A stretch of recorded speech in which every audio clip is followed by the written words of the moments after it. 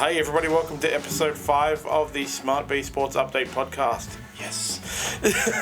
How are you, Dan? Good, thanks, John. Yourself, mate? I'm fantastic. I was actually thinking maybe we could, pop the champagne corks because we don't have to watch the Bulldogs or the Dragons play again for 6 more months. Although you are showing your finals colours here, John. Yeah, for at least 1 week I'll be a Roosters fan. And then I don't know what's going to happen. If Roosters lose next week, I honestly don't know who to move to because the majority of the teams in the top 8, the remainder, I don't care. I might become a Newcastle fan. Yeah, right. I'll be honest with you, John. That my sentiment lies with the Knights and the Warriors in this final series. Yeah, so I was tossing up Warriors, and then I thought maybe Knights. Yeah, so that's just it.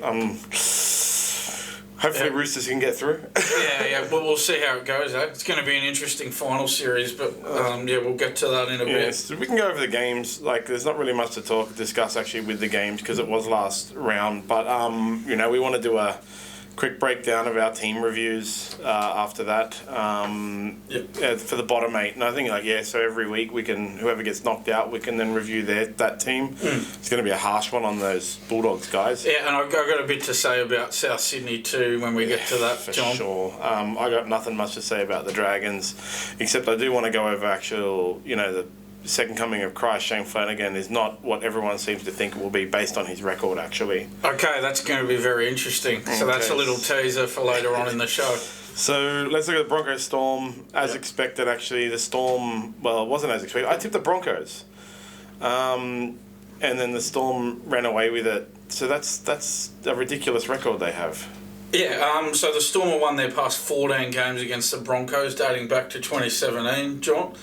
And the Broncos haven't beaten the Storm at Suncorp Stadium since 2009, if you can believe that, on their home ground. That's a long time. Very long time. So the Broncos have only won 2 of their last 7 at Suncorp Stadium.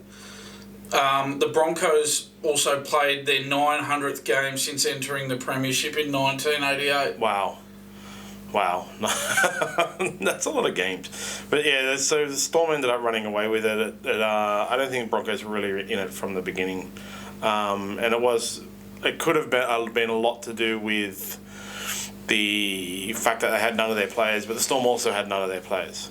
So they're going to play each other next week, which we'll get to. We'll actually do a full preview on Thursday, but we'll break down the finals match schedule after we go through the games. But yeah, they are going to play each other again. So if that record continues, it's not good for the Broncos. That's a real concern for the Broncos, losing their last 14 to the Storm. That's alarm bells ringing. I'd be very concerned about that. They're going to have to play the 15th. And then onto the Seagulls Tigers. Did you watch any of that? It was a bit of a joke match, actually. I watched little bits of it, John. Jake Trbojevic he was the 18th player to play 200 games for the Seagulls. He had a good game, 36 tackles, 12 runs.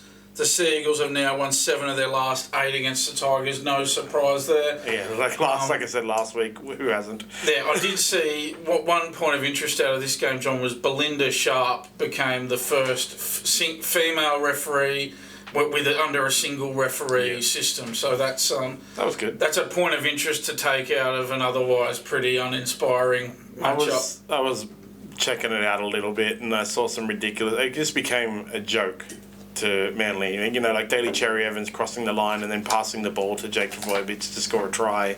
When there was a couple of minutes to go, DC did a chip and chase on his own 10-metre on the first tackle. It was just a joke, so insulting to the Tigers. 2 teams that had nothing to lose, and they played that way. That's another reason you can't really. A lot of the time, teams will talk about, we missed the 8, but we won, 5 of our last 6 games or whatever, and you go, yeah, but you had no pressure on you. Yeah. And it's a different ball game without that pressure there. It ended up being 54-12 Seagulls. So one of the interesting things I saw about it actually flashed up on the TV was Tim Sheens was in the coach's box, and they counted it on his coaching record as a head coach. Yeah, so he's running protection for Benji, isn't he? Yeah. Or he has done. Benji's still obviously doing the press conferences and stuff like that, but it kind of feels like they didn't want this last few weeks to go against Benji's record, and so they counted it as Tim Sheens' matches.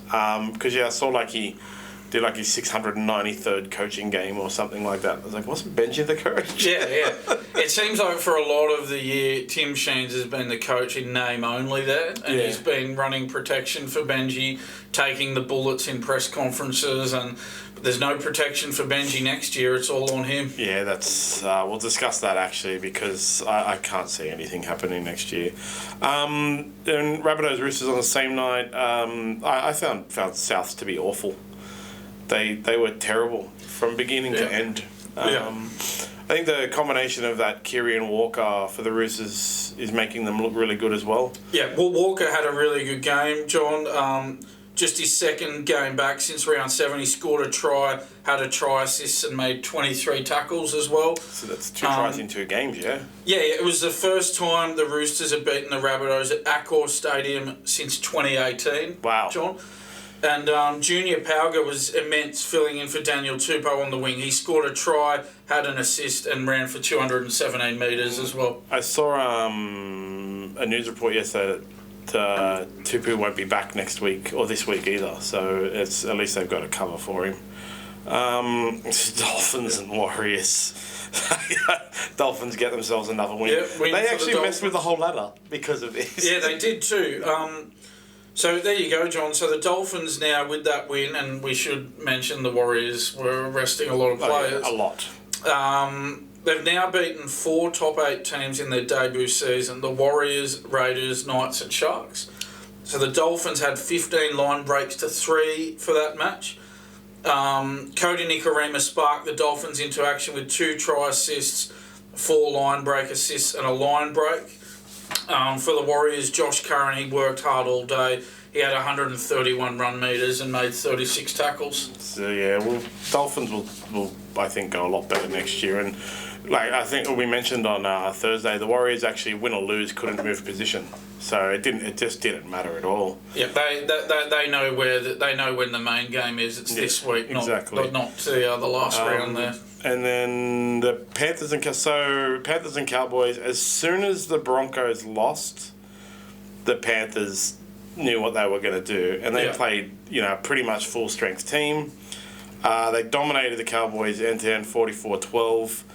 So one of the things they were better correct, we've been saying they could have won 3 minor premierships in a row. They've actually won 3 minor premierships in 4 years. Yeah, so that's 2 in a row. Yeah, like it's just confusing with this. Yeah, it is. Yeah, so that is their 5th minor premiership now, John. The Panthers. Yeah. So 1991, 2003, 2020, last year, 2022, and this year. In 3 of those years, they won the premiership: 91, 03, and 2022. Yeah. So there you go. So interestingly, John, since the Bulldogs won the minor premiership in 2012, the 11 minor premierships since then have gone to just 3 clubs: the Panthers, Roosters, and Storm. So the Panthers completed at 90% in the first half, setting up that 26-0 lead. Stephen Crichton had 224 metres, 13 tackle busts, 4 offloads, and Isaac Tago, he was taken from the field in the 60th minute, but I think that was just a precaution. He's coming back from that leg injury, so he should be right for the finals. It's one of the things about this game that we talked about last week was this would be a big indicator for the quality of Todd Payten's coaching. Yep. And again, I think it was a big indicator for the quality of his coaching. He actually, in the press conference, bagged his whole team, except for Luciano Leilua, who was sitting next to him.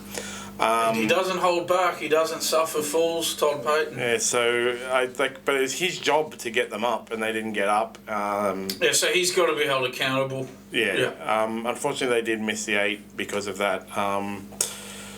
The Dragons versus the Knights. I actually ended up tipping the Dragons stupidly. I don't know why I would ever have faith in them.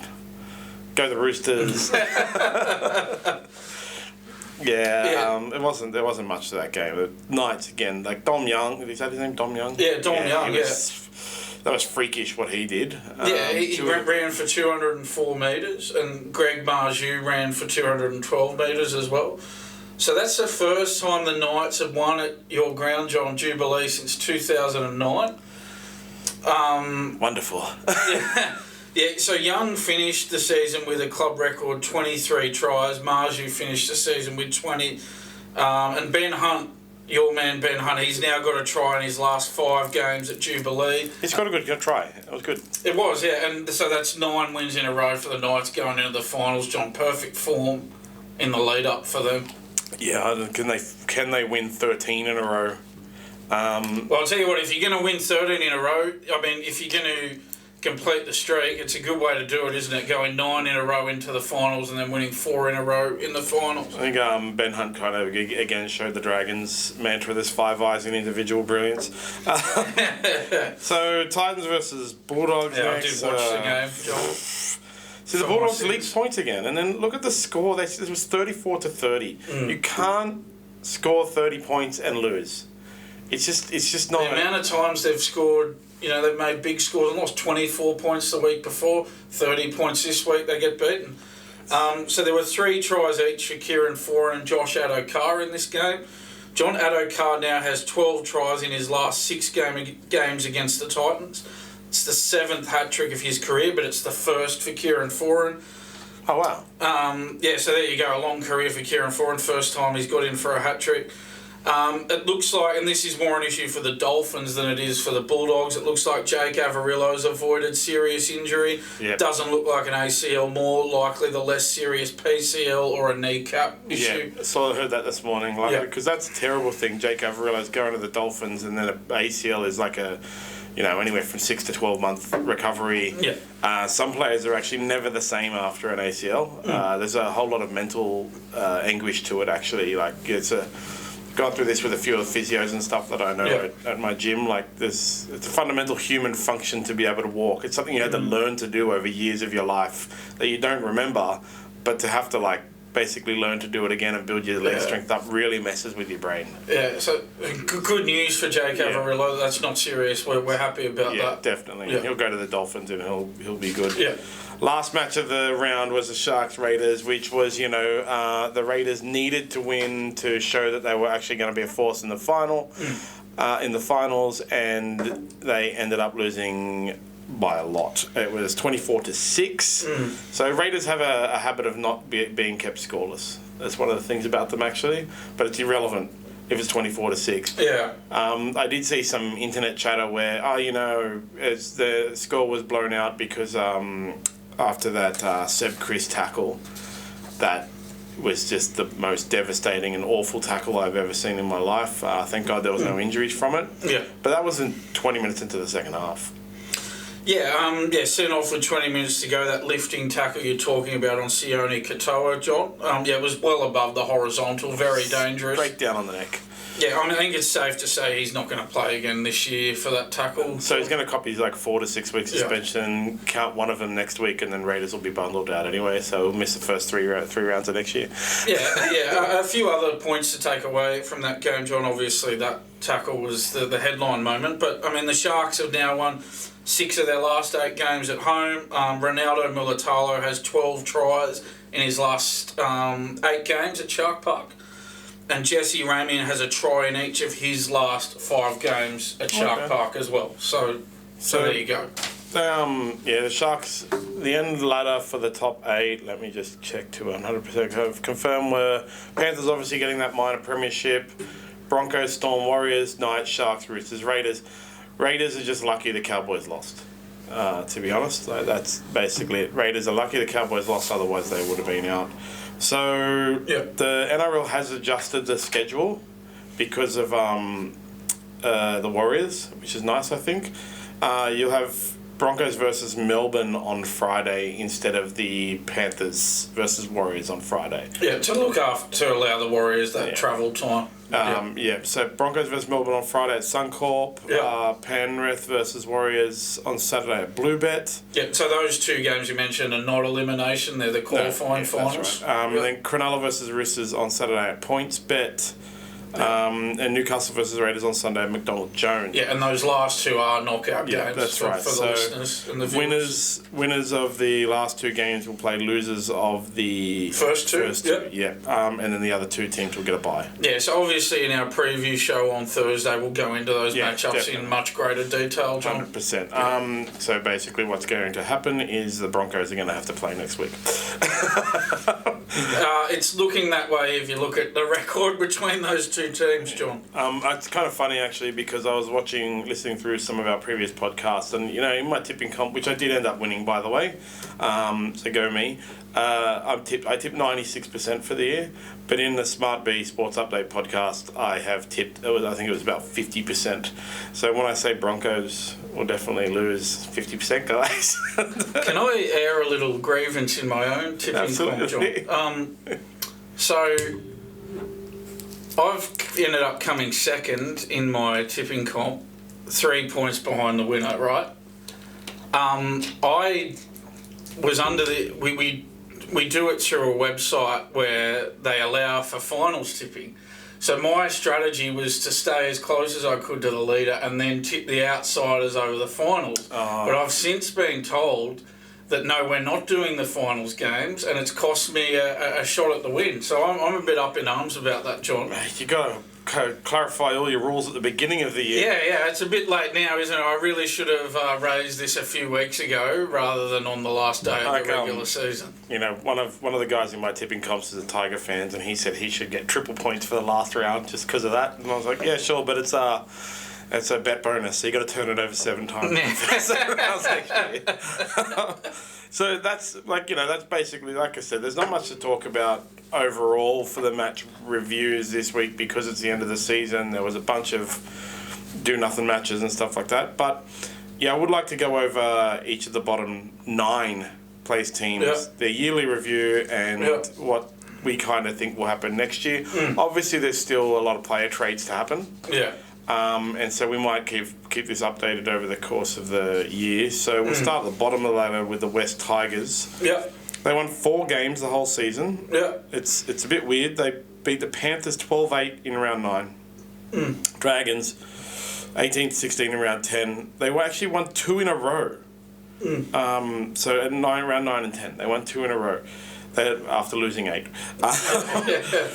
Then they smashed the Cowboys 66-18 in round 12, and the Dolphins they beat in round 25, 24-23.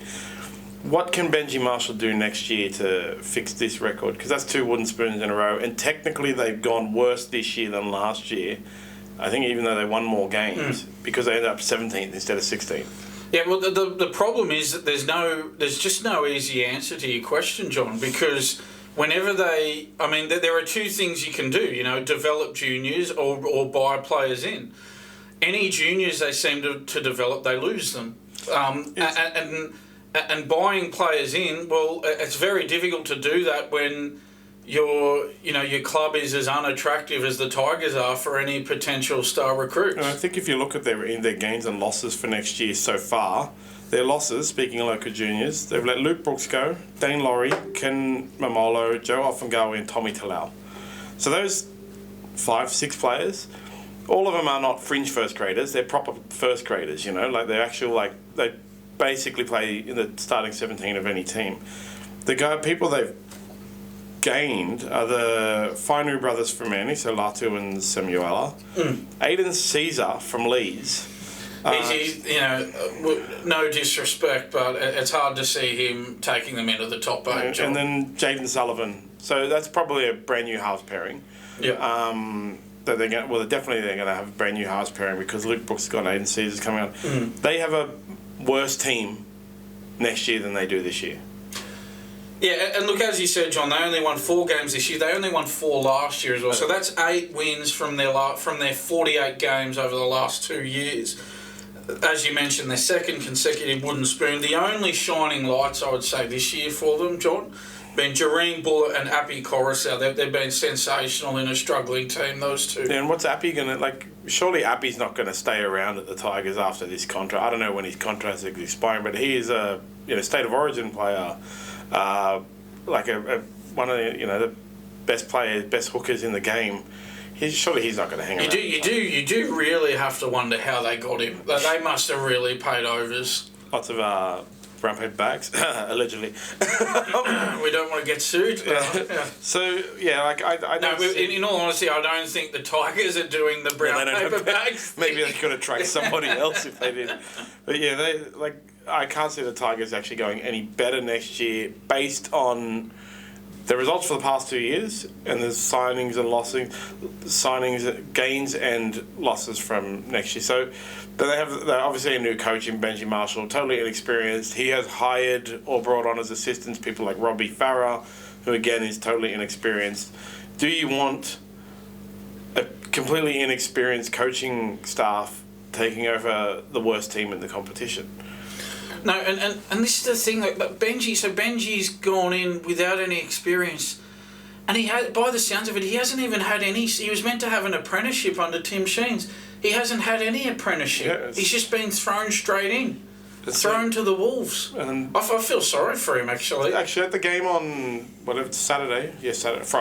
At the game on Friday, apparently the Tigers fans were told to take down their negative signs. Security came and took all their signs away. And then there was pamphlets handed around trying to get rid of the CEO, Justin Pascoe.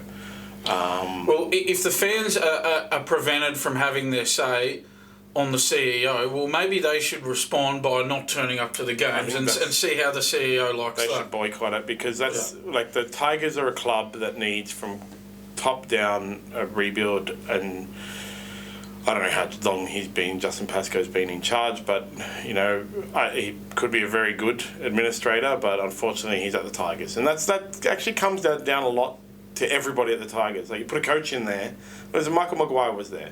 You know, put a coach in there of Michael Maguire's calibre, and he got sacked early, because even Michael Maguire can't fix the Tigers. Ivan Cleary was there. Ivan Cleary is you know, he previously took the Warriors to a grand final. He's obviously done well at Penrith. He's certainly got the runs on the board now, Ivan. Yeah, and he couldn't do anything there. It's not just replacing your coach, letting some of your good players go and bringing in a bunch of fringe first graders. So we know that the coach, because so many coaches haven't had success there, we know that the coach is not their problem. Exactly. So they need to look elsewhere. And I'm looking in the direction of the CEO and the chairman, to be honest. Yeah, and so you move on to the 16th place team, the Dragons. There's a commonality between those two teams. They were mergers. This is a very common thing. Two clubs, well, you know, it's the most common thing in rugby league. There's two merged clubs. And a similarity, sorry to drift a little bit off, but a similarity between them, they've both won one premiership since they've become a joint venture. But they haven't done much else other than that. Since their premiership as well, both of them have gone downhill. So the Tigers have made the finals a couple of times. Dragons have made the finals a couple of times. Dragon had St. Wayne, Illawarra Dragon, George Bennett join and win the premiership and so on. But yeah, they've been terrible since. Dragons have a new coach in Shane Flanagan, right? So he's been broadcast as the second coming of Christ, one of the greatest coaches in the game. So I'm just going to go over his record a bit. Right? He took over the Sharks in 2010. Sharks actually finished 15th in 2009. I remember very much then they were talking about how it came down to the last round, and they were all watching the last round, and whoever they got 16th, right? So when he took over in 2010, there was an improvement. They went to 14th.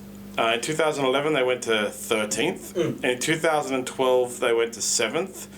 2013 they went to 6th. Then he got suspended. Okay, because of the peptides drama. So he took, 4 years before they were actually a finals team. Get suspended, and it wasn't until 2016 that he actually won the premiership with the Sharks. So all these people are going saying Shane Flanagan's going to come in and fix the Dragons, but his record it takes 6 years to do anything. Yeah, it is going to, I get what you're saying, I agree with it. It's going to take him time, but it would take anyone time, right? Yeah, 100%, for the Dragons especially. So you look at their gains and losses, they got one gain. Hame Sally from Souths. Their losses are Josh Kerr, Moses Mbai, who they should never have bought anyway. I guess, one of the most underperforming players in the competition. He has been since he came onto the scene. They obviously lost Jaden Sullivan to the Tigers, and they lost Aaron Woods, who they should never have bought anyway. Another underperforming player in the competition. One of the big four at the Tigers, where it actually ended up only being the big one. I was just going to talk about the Dragons season this year a little bit. They lost their last 6 games of the season and lost 9 of their last 10, so I know they didn't have a good season all season, but in particular, it's a pretty poor finish to the season. So the only team they beat after having the bye in round 16 was the Tigers. Yeah, and they had actually lost to the Tigers earlier in the year. So, I don't see them going much better next year. But one of the things about Dragons fans is they are that team, that group of fans that immediately jumps on the coach, the CEO, stuff like that. So, hope Fano has a thick skin. It's going to take 6 years to rebuild a club. As long as they get to the finals in the next couple of years, it might be okay. But yeah, look, I'd be patient with him. I actually think they've. I think eventually they will come good under Shane Flanagan, but it will take time. Yeah. Well, will it take time? Yeah, of course it will. But as I just said before, it would take anybody time. Yeah, given definitely. Where they're at. Yeah, and they have obviously back office issues, just like the Tigers with the two merged teams that apparently don't get along, or they have arguments over what they're doing and stuff like that. So I don't know. They always with the teams. The clubs like Tigers and Dragons, they always have these bonding sessions, sit down, where did we go wrong, how are we going to fix it, let's all get together as a club and all that kind of stuff. Maybe somebody needs to do some management consulting for the board and say, come on guys, where are we going wrong? Where can we sit down and fix what we're doing? Because for both of those clubs, it starts at the back office. It's just the frustration, isn't it? You sit there as a supporter and you know that all these things need to change in your club, but they just don't. They just let the problems fester and fester, and then you end up going long periods of time without any success, John. Yeah, and they replace the coaches, they replace the players, they let go of players early, they pay their salaries at other clubs and stuff like that. And a lot of the time in rugby league, the management, the CEOs and stuff, they last much longer than the team. And people talk about I know that the Dragons are probably not one of the more wealthy clubs, but people talk about certain clubs like the Bulldogs, who we're going to get to in a second, who have the money. But it's one thing to have the money; it's another thing to know what to do with it and make the right decision with it. They're two different things. You can have all the money in the world. You got to be able to make the right decisions with it. Yeah, definitely. And so we can talk about the Bulldogs. Yes. Little segue there. So they're terrible. So they had the worst differential of any team this season, minus 331. They had the worst defence, conceding 769 points at a staggering average of 32 a game. They won 3 of their first 5 games, meaning they only won 4 of their last 19. 7 wins for the season. It's just not good enough. So they ended up same as last year, 7 wins? Yeah. So they've gone nowhere. So they didn't get worse, but they did get worse because other clubs got better. And they were supposed to be better with Reid Marnie, and I know Kickow was out for a long time this year, but with Reid Marnie and Kickow joining, you already had players like Burton and Addo-Carr there. They were supposed to go better, and they didn't. So their gains for next year, they got one good... Yeah, Stephen Crichton is the only one. They got Jamin Salmon and Blake Taff, who, they're not going to really change things too much. And Bronson Sherry. Yeah, a curious signing. Very curious. So he was the one that got suspended for peptides, right? Yeah, he had a 4-year bet. Yeah. So it's an interesting choice. Let's reserve judgment on that. We'll see how he comes back. I remember he was good. We'll give him a chance. 4 years off from any sport is a hard slog. Yeah, we'll give him a chance. Let's see how he goes. If he goes well, they wouldn't have had to pay much for him, obviously, on their salary cap. So if he goes well, he'll end up being a good buyer. So their losses are not much better or worse, actually. So they lost Jake Averillo, who's going to go to the Dolphins. That's a big loss, and I can't work that out for the life of me. He's one player they should have held on to. I would suspect they're going to try and turn Stephen Crichton into a fullback. I know some people go on about Addo-Carr being converted into fullback, but that's definitely not a thing. He's one of the best wingers in the game. Well, at least if you put Crichton back there, well, then most of your spine's now filled with Crichton at fullback, Burton at 5'8", and Reid Marnie at hooker. But Burton and Reid Marnie need to aim up more. They're not playing to their potential. They didn't play to their potential this year for whatever reason. They're both on good money. They both have a high profile. They need a lot more out of those two next year. Yeah, and they're... obviously, we've discussed the whole training culture. There's a lot of stuff coming out, and it's just actually becoming a lot of nonsense and conjecture now. You can't nobody can say what actually went on at this point now, because now you have pro Phil Gould, pro Bulldogs kind of media saying that anti-Phil Gould, anti-Bulldogs media is just trying to destabilise the Bulldogs and coming out with articles about what actually happened. Yeah. What you just got to do, John, is you got to look at the scoreboard. Okay, Phil Gould's been there for 2 years, and there's been no improvement. Yeah. So that's what you got to look at, and Cameron Ciraldo can point the finger at players who aren't aiming up at training as much as he wants. I'll tell you what, the reality is that if he has another season next year like he's had this year, there's going to be trouble for him. It's red alert time for him if they bomb out again next year like they have this year. Yeah, and it doesn't matter how hard you train if you don't show it on the field. Yeah, and it's on him. It's on him. There's no point pointing the finger and blaming the players if you're him. He's got to get it. He's got to get it all together, and he's got to get better results next year. I actually heard a radio discussion about him that he was. If you go back and look at the beginning of the year, he was very happy and smiley and enjoying his time at the Bulldogs. Yeah, well, the honeymoon period's over, mate. Progressed throughout the year, and he just got worse and worse and more grumpy and more grumpy and more grumpy. Obviously, results on the field will do that to a coach. It's probably the second hardest job in the world, the NRL coach, after American president. But results. Yeah. Results are what you paid for. They have another year next year like they've had this year, not just Ciraldo under pressure. The general manager, I think Mr. Gould, will be under pressure as well. They have to do something to fix their culture. Even that whole wrestling thing now, you have different stories coming out. You have players who left. I can't remember that fringe first grader guy who left, now has bagged Cameron Ciraldo. As I said, there's so much misinformation or, biased reporting going on. You actually have no idea anymore. They didn't need to make the 8 this year, but they needed to make an improvement. We needed to see. I think at least 10 wins for the season. So we needed them to land at about 10 or 11. Yeah. So if they won 10 games, so 3 more games, they would have been 13th, which would have been. I mean, 10 or 11 would have been nice, but to be honest, I would have been happy with 10 wins for the season. But 7's not there; it's not up to the mark. And I think their defense is just unbelievably atrocious. Yeah. Obviously, like we talked about, the attack is there, but you can't score 24 points and lose by 20. It's just ridiculous. And he scored 30 against the Titans yesterday and got beaten. Yeah, this is not a way to play rugby league. No.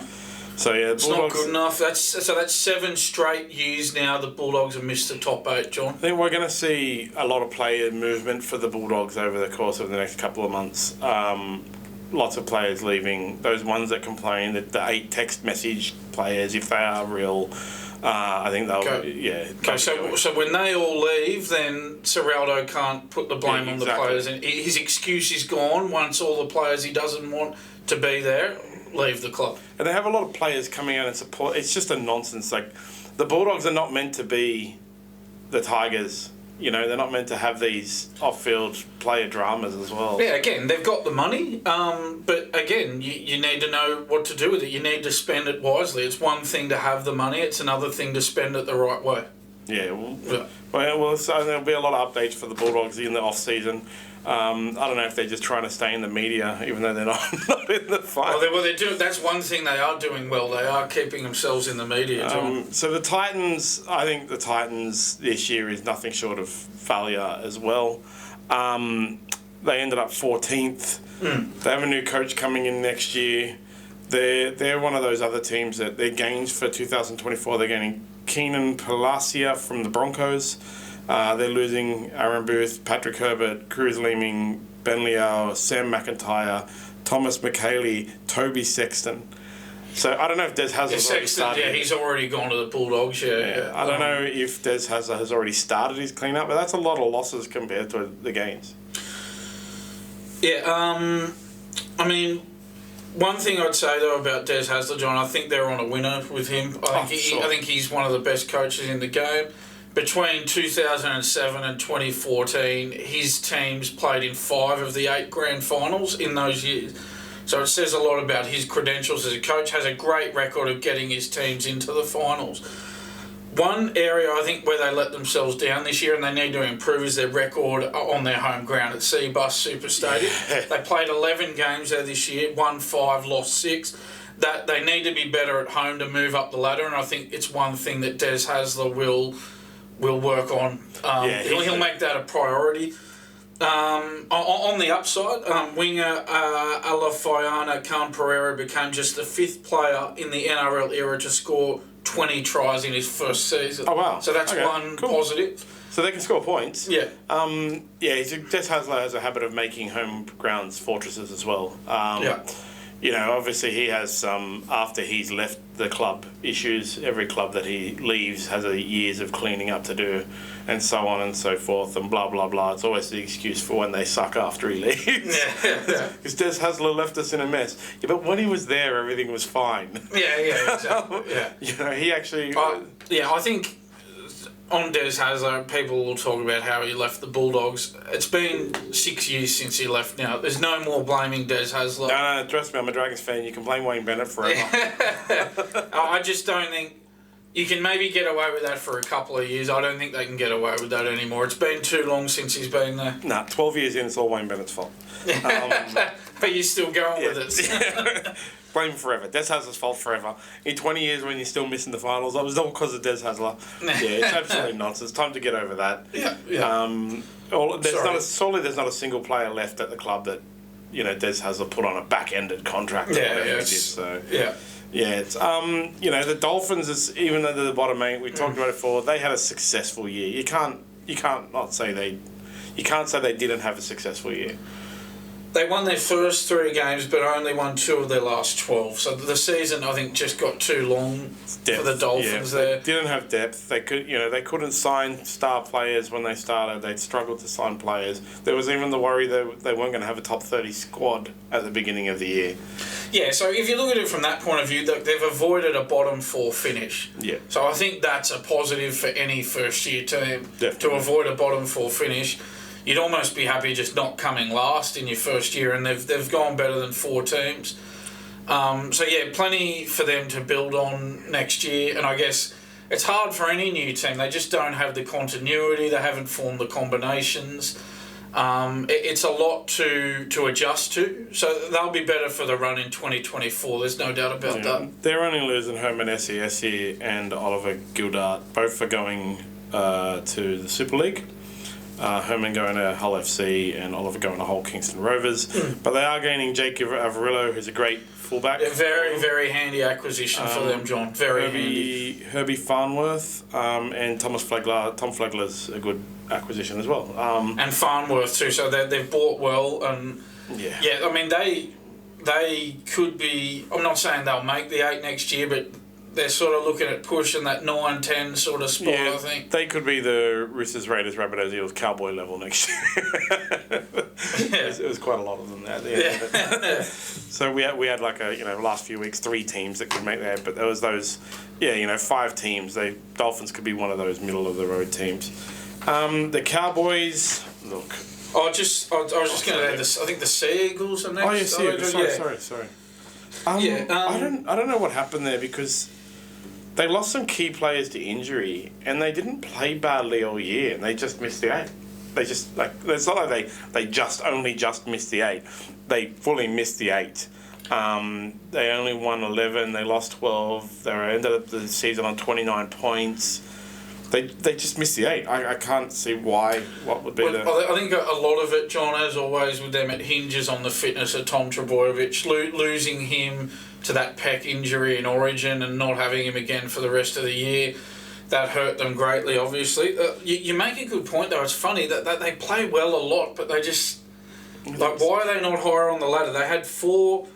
So I'll go through 4 results they had this year. So they beat the Tigers 54-12. They beat the Dolphins 58-18. They beat the Raiders 42-14. The Bulldogs 42-24. So they got big scores in them when they can put it all together. It just doesn't seem to click often enough. It's just the over-reliance on that one player, Tom Trbojevic, that brings them undone. They got so much of their salary cap tied up in a few players that if one of them goes down injured, if Trebojevic or Cherry Evans go down injured, it just sucks the life out of them, John. It doesn't make... that's not a good way to be, obviously. So they're gaining Luke Brooks next year, so he'll play 6. It's a bizarre signing on $600,000 a year. I wouldn't be signing him for $600,000, not when you've got that much of your salary cap tied up in the likes of Cherry Evans, the Trebojevic brothers, Josh Schuster. I wouldn't be paying $600,000 a year for Luke Brooks. Maybe $300,000, maybe you would. How old is Luke Brooks?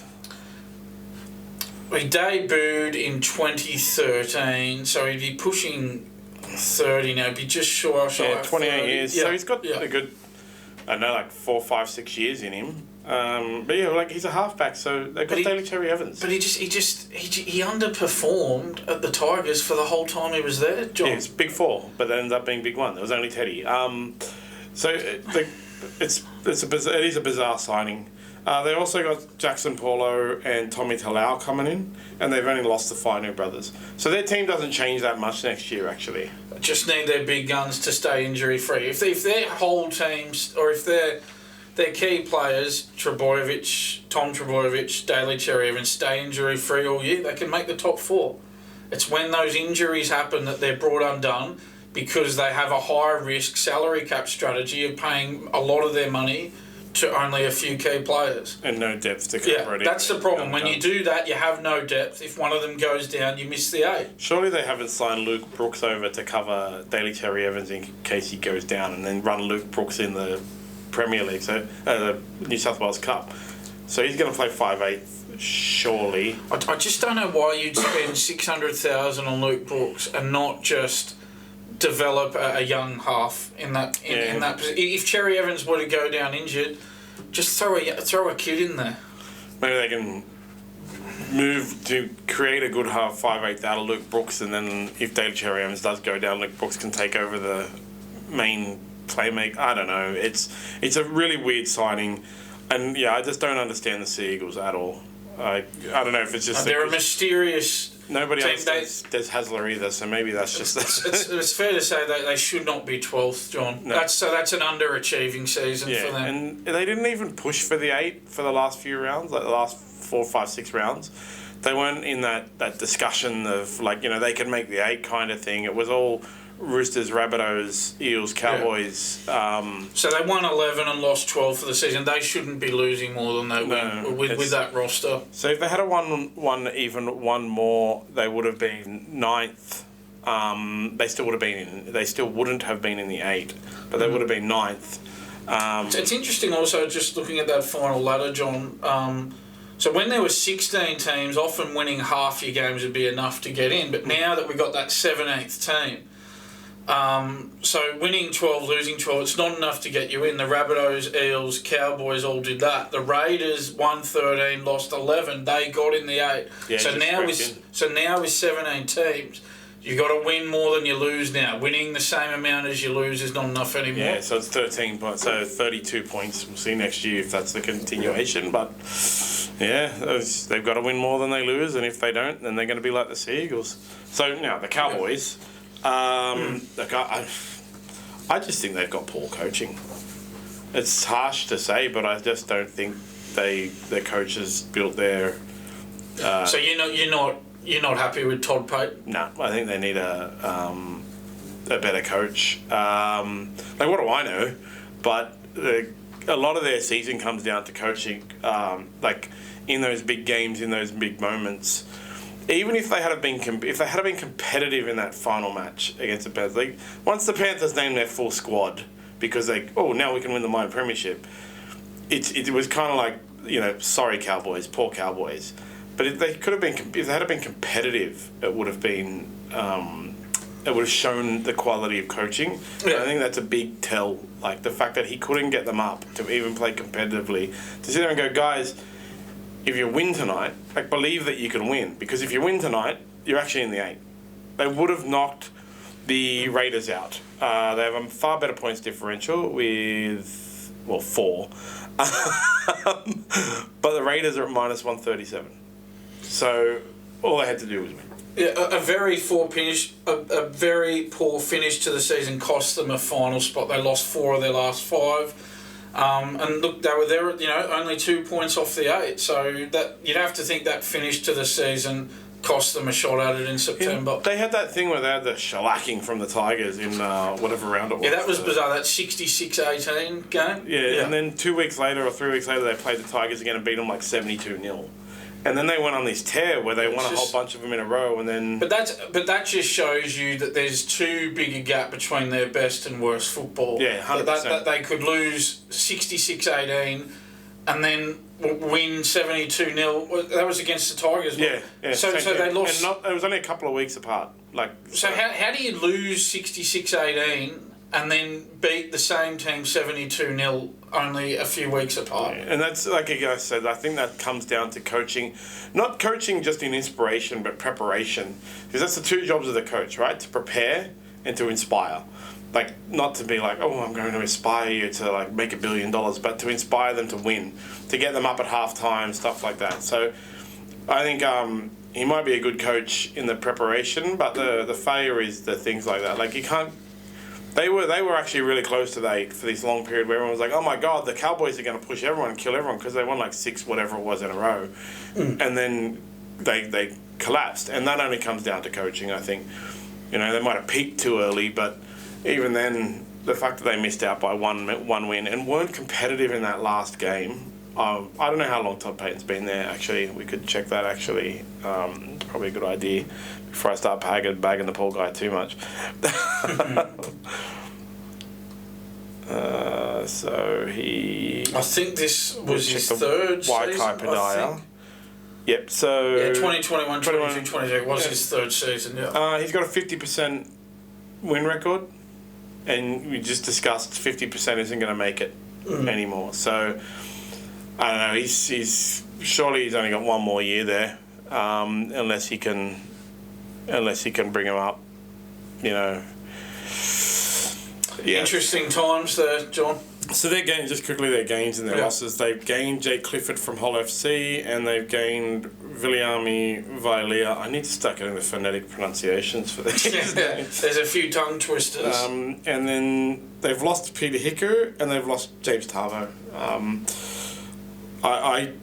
They have, again, basically the same team next year, and I don't think keeping the exact same team, unless there's major changes in the way they get coached, will make much difference there. Yeah, I mean, they did make the prelim final last year, so that might buy Payton a little bit more time. But I think you're right, John. If they have, again, I think he's in, and I know he's it's a little bit different to Serraldo because he does have the runs on the board of taking a team deep into the finals. Yeah. But that having been said, if they were to have another year next year like they had this year, I think he'll be another one who comes under some pressure. Not to the same degree as Serraldo, but he will come under pressure. I like the markets on which coach is going to get sacked. It's quite funny to have the fact that I don't know if every other sport in the world has this, but there's always a coach sacking in the NRL. Yeah. So let's see who's up on the markets next year. Yeah. Then Parramatta next, John. So just quickly on their gains and losses. You know what their gains are for next year? None. They've signed no one. They've lost. That's not what you want after having the season that they've had. Jake Arthur, Nathan Brown, Josh Hodgson, had to medically retire, Jack Murchie, and Mitch Rain, who also retired. Their loss, Nathan Brown is a big loss, I think. Their losses aren't big, but they've gained none.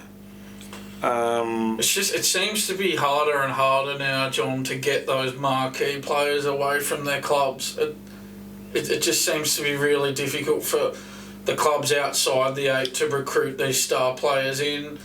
The best players in the competition are all entrenched at their clubs, like your Nathan Clearys, Cameron Munsters, Tom Trebojevic, Daly Cherry Evans. You just can't get these guys away. And I know the last 2 are not at a top 8 team. We've talked a lot about Daly Cherry Evans. But it's just these star players are just so hard to attract and get away from their clubs. Brad Arthur is a unique... the Eels are unique under Brad Arthur. It's a bit weird, actually, because they do go well, and then they'll have an off year.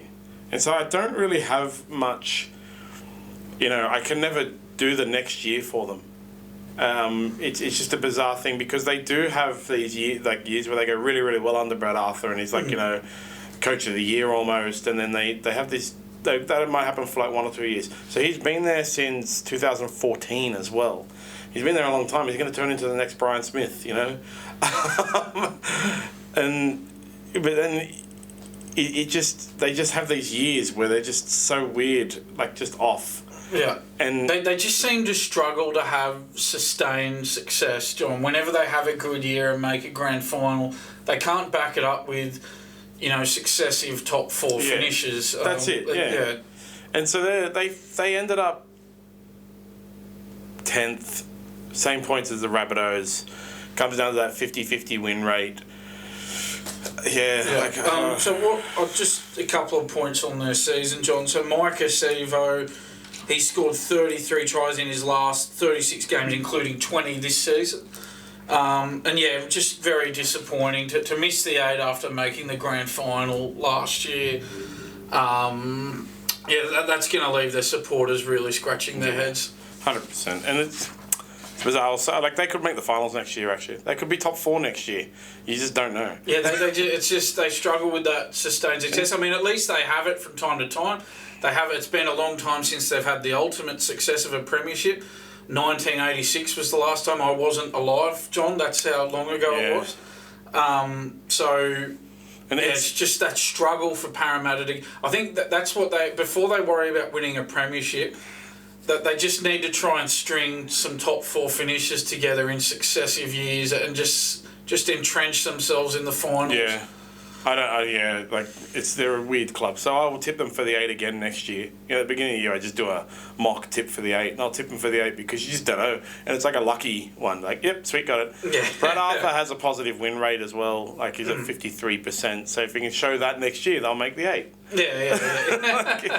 It's bizarre. They're a bizarre one. And then we come to the Rabbitohs. I'm gonna give it to the Rabbitohs. Yeah, I'm gonna come off the long run on this one, if you don't mind, John. They've gained Jack Whiten, which is a massive signing. They've lost Jed Cartwright, Liam Knight, Harmony Saleh, Blake Taffy. They haven't had any big losses, massive losses, given the calibre of their team. They've lost their mid-range players, and they've gained Jack Whiten. I don't know where he's going to play. Not a clue. And their issues all come from off-field dramas.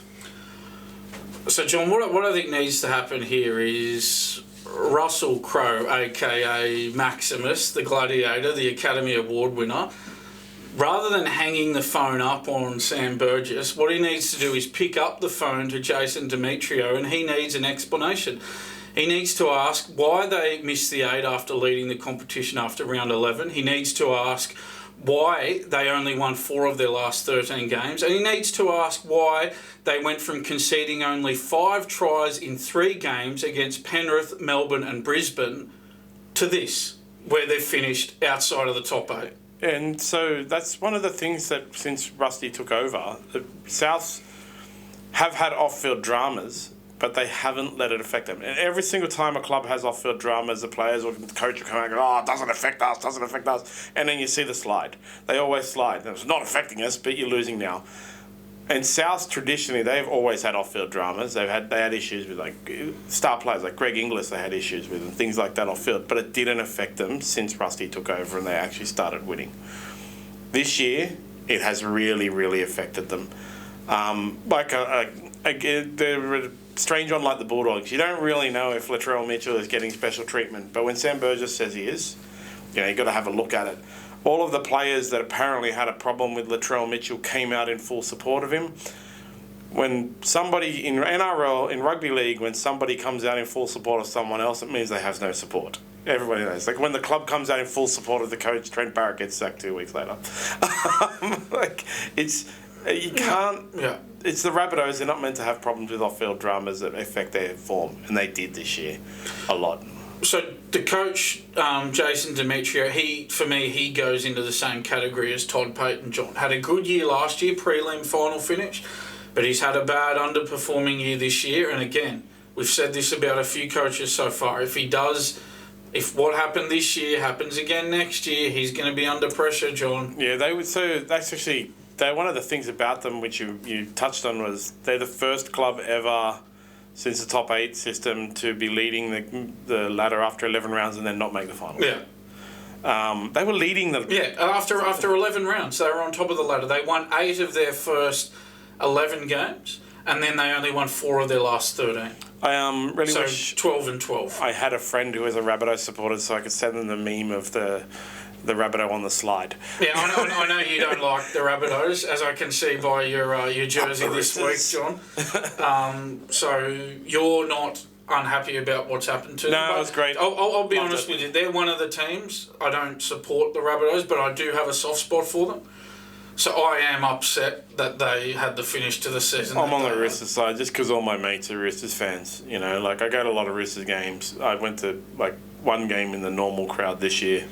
Well, you went to that Tigers game at Allianz. I was in the normal crowd, not in one of the Legends clubs or something like that. I was down with the Mi'kmaqs, being a man of the people. It was great because that stadium that stadium is amazing. The Sydney Football Stadium is phenomenal. State of the art, best stadium in. One of 2 of the best stadiums in Australia, along with Suncorp Stadium, I think. Yeah, so like it used to be the best stadium in Sydney was Parramatta Park when they renovated that. That's an amazing stadium. That was the best stadium in Sydney, but then SFS is definitely it's just amazing. So I'll probably go spend some more time with the great unwashed if there's matches there. So that's the AFL. The NRL season NRL. reviews done, John, for the teams that missed the top 8. We will go through the 4 games on Thursday for the finals. In much more detail. Yeah, and, hopefully the Roosters win. But the Sharks used to be their bogey team. So we'll see. That'll be interesting. The AFL, we're gonna do some end of season reviews for the 10 teams in the AFL that missed the top 8. Let me just change it over to the AFL ladder on our trusty Dell laptop. We're not proudly sponsored by Dell, but if Dell wants to proudly sponsor us, please do. So I'm happy to lead off with the West Coast Eagles here, John.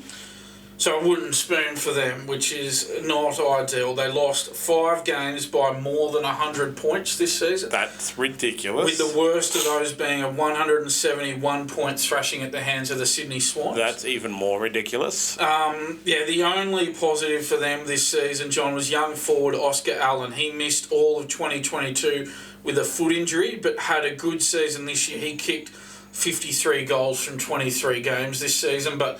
Yeah, a very disappointing showing from the Eagles, John. 3 wins and 20 losses. It's just not good enough, is it, for any team? No matter what your situation. In any sport, really. Obviously the AFL has the draft. They're going to get the first round draft pick. People think it's a really big thing. It is. It is, but it's going to take a long time, though. Well, they'll add 1 star player. 1-star young player. Yeah, and in the AFL, John, it's harder for one player to have an impact because there's 18. Definitely. There's 18 on a team. It's much harder for one player to take a team up the ladder in the AFL. You need a big group of players to take you up the ladder. And unfortunately, they don't have a big group of players. I didn't get the losses and gains for them, unfortunately. That's all right. Look, I'm happy to move on to North Melbourne, John. Number 17. They won their last game. Yeah, they did. I guess that the huge disruption for them this year, John, was having new coach Alistair Clarkson standing down from the role prior to round 10, citing mental health concerns over the probe into alleged racism at Hawthorn. He returned in round 21. They had 3 wins and 20 losses for the season. All 3 of the wins came when Clarkson was there. They didn't come when he wasn't there, so I think that was a real issue for them, John. One positive, key forward Nick Larkey, he made the All-Australian team. He kicked 71 goals for the season, finishing 3rd in the Coleman medal. So that's one shining light in an otherwise very disappointing campaign for North Melbourne, John. Yeah, that was a very bad year for them. They did have big disruptions. For losing your coach... It's got to be hard for any team, and especially them. They were struggling. They were hinging a lot of their hopes on Clarkson arriving. But yeah, having him needing to stand down for pretty much half of the season, that's just really disrupts your flow there. Yeah, and so once he comes back, he's going to have to take some time to get everything back and running, and he came back very late. Yeah. I sort of don't even know why they bothered with that. Why not just have the rest of the season? To get that last win. They got the last round win, so he built them up to that. But wouldn't they be better off not having the win where the draft is? That's true, the thing actually about the AFL. So they get a second round draft pick, and they're in the same kind of situation. But I think they will improve a lot better because if they can keep their coach, you know, and obviously it's not going to happen 2 years in a row. So they'll keep their coach on the field for the whole year, and that's a massive thing. Yeah, like coaching plays a massive role in AFL as well because of the fact that it's not just single players, you know. So I think him coaching the whole year, full off season, they should see some improvement for next year. Hawthorn. Yeah, so we're moving on to Alistair Clarkson's former club now, John, Hawthorn. What can you say about Hawthorn? Well, James Sicily was their only All-Australian player this year, John, and that's no surprise given how much they struggled. Third last. He averaged 26 disposals and 10 marks per game. Pretty impressive numbers.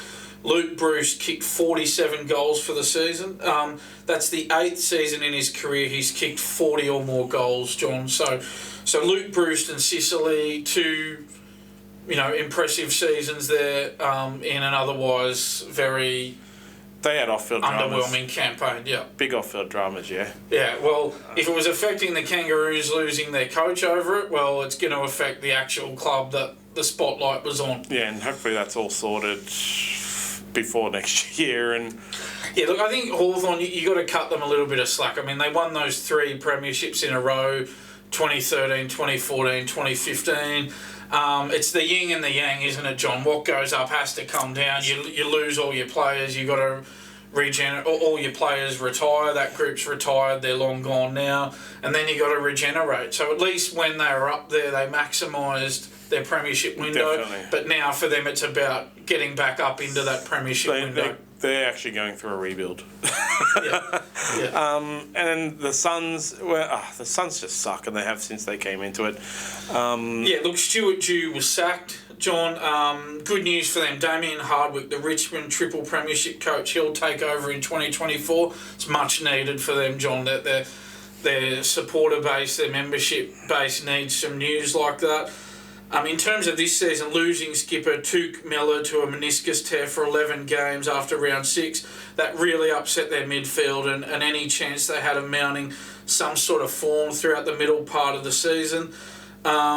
With their season on the line and sitting at 9-10 going into round 21, 4 consecutive defeats to Adelaide, Sydney, Carlton and North Melbourne. That's one team you don't want to lose to, John. That showed the Suns' 15th position on the ladder was a fair one. Have they ever made the finals? You might have stumped. Not that comes to mind, John. They might have scraped in once or twice, but not that comes to mind. So they've been in the competition since 2011. In 12 seasons in the AFL, the Gold Coast has never made finals, but the club has made its biggest move since signing Gary Ablett Jr. to end the drought. Yeah, well, I think it's fair to say that Damien Hardwick is their biggest signing since Gary Ablett Jr. Yeah. So we'll see if they can make a finals next year. But Gold Coast has 2 major sporting teams in their location, and it's a hard thing for the Gold Coast. Well, the population is transient. Yeah, it's just that area. They just don't seem to be that interested in sport, really. Well, it's a transient population. So the Gold Coast is actually had an interesting conversation a few years ago. Like, they call Bris Vegas, like Brisbane is Bris Vegas, but actually, Las Vegas has this massive transient population. And then I was talking to an engineer guy who was doing some analysis of populations in Australia, and he was telling me how Gold Coast has this massively transient population. So there's a lot of people who come from outside live for a small period of time and then move out, and they maintain this population of just transient people who move in and out. So basically there's a whole bunch of sports fans there that follow different clubs. Exactly. And so a lot of the people who go to the matches, like the Gold Coast Suns matches and the Gold Coast Titans matches, are actually supporting the other team. Yeah, so there you go. It's hard for every Gold Coast club. And Well, I mean, both clubs, again, Damien Hardwick and Des Hasler next year. I hope we can see both of them actually make the finals. That'll be a really good thing for the Gold Coast. Yeah, absolutely. If you'd like, John, I can move on to our next club, the Fremantle Dockers. Young forward Jai Amos, he kicked 41 goals in 22 games. That's pretty impressive. So they were, I guess, their start to the season was a poor one, John. They were 2 wins and 5 losses after 7 games. So that bad start just left them playing catch up for the rest of the year. It's a real decline. They won a final last year, John, and they've finished 14th this year. That's a slump that they wouldn't be happy with. Caleb Sarong was their only All-Australian player this year. The midfielder topped the competition for disposals, and he was also 6th in clearances. So that's one upside in an otherwise disappointing campaign. Very bad season. I couldn't believe they didn't make the 8. They should have made the 8. But at the beginning of the season, they were just kind of bad. And they never recovered all the way through the season. They could never get on a roll. They did have that win-loss kind of situation where you couldn't string many wins together, and unfortunately that's it. Not every team can make the 8, but Fremantle dropping that far is like the biggest disappointment of the AFL. I think it's bizarre. I think for the teams over in the West, like the Fremantles and the West Coasts, it's just so important to have that good home record, because it's such an advantage teams having to travel there, but the flip side of that is it's such a disadvantage having to travel so far for your away games. So they've really got to maximise that home ground advantage, those teams over in the West. Travelling from Perth is weird in how much it actually exhausts you. Yeah, I mean, it's, I've been, I don't know if you've been to Perth, John, but I've been there. You get that red-eye flight back from Perth, and it's just, it's a real I went there for the killer. UFC. I can't believe how tired I was when I returned. So. Yeah, you leave at 11:30 at night or whatever. You get in at sort of 8 a.m. because of the time difference. Because it's just that 3-hour time difference on top of that, with 5-hour flight or whatever it is. Yeah, it can really throw you out of whack. And if that's teams going from Perth to Melbourne to Perth, backward and forward. It's going there was fine. I had no issue, but coming back was terrible. That's the thing, and if you're doing that all the time, it's going to throw you off a lot. So that's why I stress that they've really got to maximise the home ground. Yeah. And so we go to Richmond next. They're John in 13th spot. So Tim Taranto for the Tigers, he's one of the favourites for the Brownlow job. The midfielder averaged 29 disposals and 6 clearances a game. He also kicked 19 goals, which is very handy for a midfielder to pick up. That's pretty much a goal a game. You're always happy if a midfielder can chip in with that, John. Obviously, coach Damien Hardwick quitting mid-season, who, as we mentioned, has gone to the Suns. Him quitting mid-season didn't help them. I think I don't like that for me, John, a coach quitting mid-season. I think if you're going to do that, if a coach is ever going to quit mid-contract, they should at least wait to the end of the season to give the club the opportunity to sign a new coach and give them a full pre-season going into the season. To sort of leave them high and dry like that. I know he had a lot of success there. I know he was burnt out. But I don't like seeing that. Can't be too burnt out if he's gone and got another job. That's the thing. I mean, what he could have done was at least wait to the end of the season, then go and have your sabbatical, your 6 months in, or you could even take longer, and then maybe come back in 2025. Yeah. Have your 12 months off. Should have coached to the end of this year. Have a year off. Go travel. Go overseas. Enjoy yourself. Come back in 2025. Can you imagine the clubs lining up to sign Damien Hardwick as a coach? The guy won 3 premierships at Richmond. Yeah, and it'd be a long line. It was a big. They also struggled to string a lot of wins together and stuff like that. They ended up 10 wins, 12 losses, 1 draw. Yeah, 1 draw. I feel bad for them. You lose your coach. Getting your coach sacked in the middle of the season is generally like a death knell. Your club's going to go on the decline. But having your coach leave in the middle of the season is you're never going to recover from it. Just stay to the end of the year, and then go and enjoy yourself. Go to Vegas or wherever you got to go to enjoy yourself. Announcements of clubs, coaches moving to other clubs in the middle of the season can really derail a whole season for a club. Go back to my Dragons in 2010. They were looking for their third minor premiership, and then St. Wayne signed with Newcastle Knights, started signing players and staff to the Newcastle Knights. He was looking to next year, and then they collapsed. I think they bowed out of the finals in the first round that year as well. So, it's bad for the Tigers. Again, not everyone can make the 8, but it sucks to be them because they lost their coach in the middle of the year.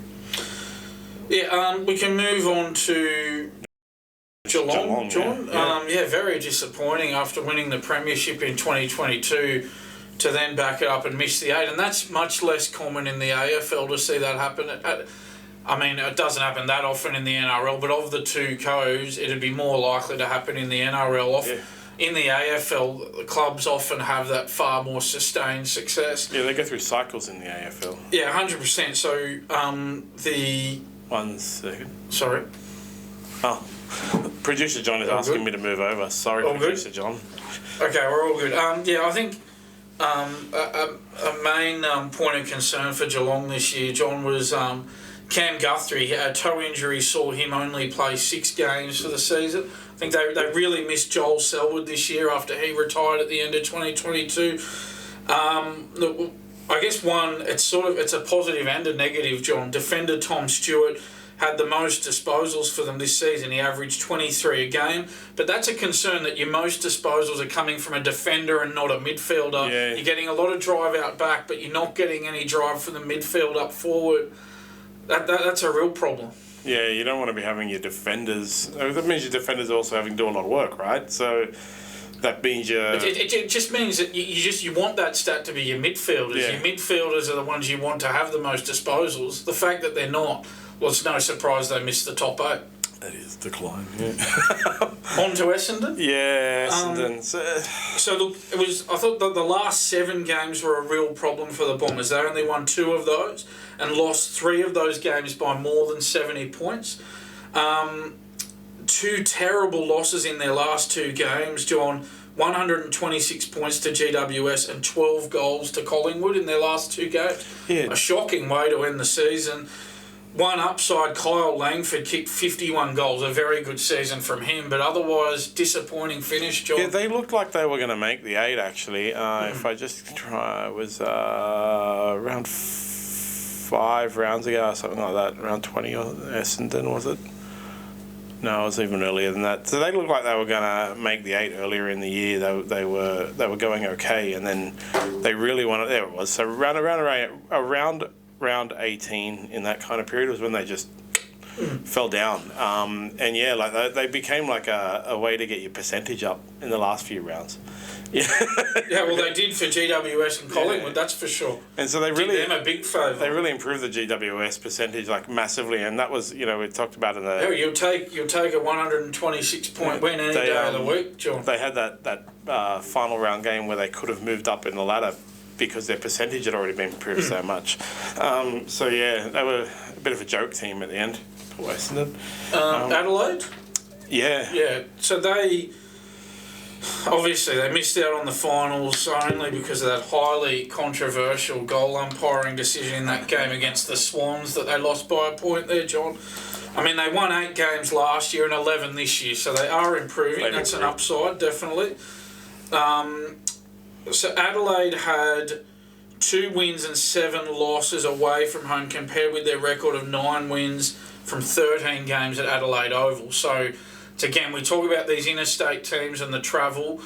I guess the away games were a real problem for the Crows this year, John. But all in all, looking at their potential, they'll be pleased with the signs of improvement. Again, they were only a poor goal umpire decision away from making the top 8 this year. They missed out by 6 points. The captain, Jordan Dawson, and forward Taylor Walker both made the All-Australian team for the first time.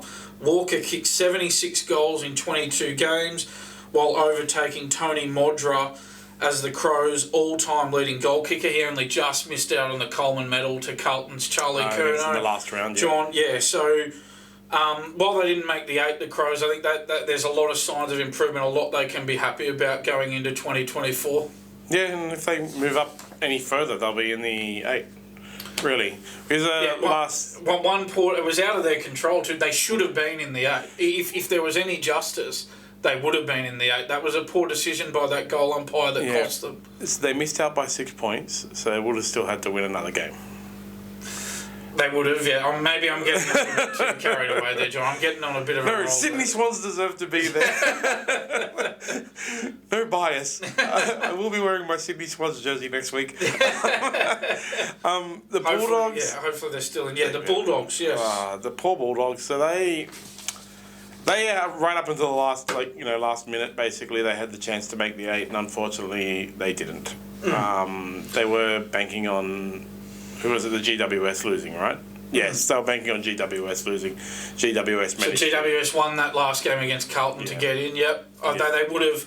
You'd obviously hope that Carlton, having finished higher than GWS, would have won that game, but it wasn't to be for the Bulldogs. And look, once you're starting to rely on other teams, I think you're playing with fire. You've got... If you win enough games, you'll make the 8. They can't be blaming other teams for not being there. So they did do middle of the road for the year. They would have had expectations to play finals, so it's a disappointment in that regard, John. They were in the top 8 most of the year, but missed out on percentage. On the upside, that's no surprise that skipper Marcus Bontempelli is the Brownlow medal favourite. He averaged 7.5 tackles and 7.6 clearances a game. So, Bontempelli looking good for the Brownlow. That's certainly a tick for the Bulldogs. You hope that the Bulldogs move into the 8 next year. The issue with that is there's so many clubs that could see improvement next year. You would have to see decline in a bunch of clubs to get these clubs out of the 8 into the 8. Typical, It's a very standard thing. It's obvious, really. But there are some clubs in the 8 that you could possibly say don't deserve to be there. That could be replaced by the clubs outside the 8. Less so than the NRL. There's 2 clubs in the NRL that don't deserve to be there, really, the Roosters and the Raiders. And the only reason they're in is because other teams are worse. So there's two ways to make the 8. You're better than all the other teams, or all the other teams are worse than you. And if you have a team that's worse, if you're one of those clubs that's in there because the other teams are worse than you, then the improved teams might be able to pick you next year. I think that's a wrap for our AFL end of season reviews for the teams that missed the top 8. Preview the games on Thursday because this finals... there's too much to watch in finals round. So it's Friday, Saturday, Sunday. It's going to be fun times. It's going to be a big show on Thursday, John, with those match previews. Definitely. And do you want to do your US Open? Yes, I'm happy to. I've done a great US Open so far, can I say? I think it's been amazing. I've done a pretty comprehensive wrap here for you, John. So Rinky Hijikata, great effort getting to the last 16. Unfortunately, John, he bowed out of the tournament this morning, lost in straight sets to local hope Francis Tiafoe. It's the first time Hijikata has reached the round of 16 at a major, obviously. John, prior to this event, he only had 1 match win in the main draw of a slam. That was at the Australian Open this year. So great effort from Rinky. Well done, Rinky, and we hope to see him build on this success in New York at Melbourne Park for the Australian Open in January. The other Aussie, we've only got one Aussie still alive in the main draw of the men's or women's singles, John, and that's Alex de Minaur. He's into the round of 16. He plays Daniil Medvedev tomorrow morning. That's a hard match for him. Yes, so 13th seed de Minaur beat Nicolas Jarry of Chile yesterday in straight sets. It's the 3rd time de Minaur has reached the 4th round at the US Open. His best result is a quarter-final back in 2020. De Minaur has actually won the last 2 matches against Medvedev, but Medvedev leads 4-2 overall between the players.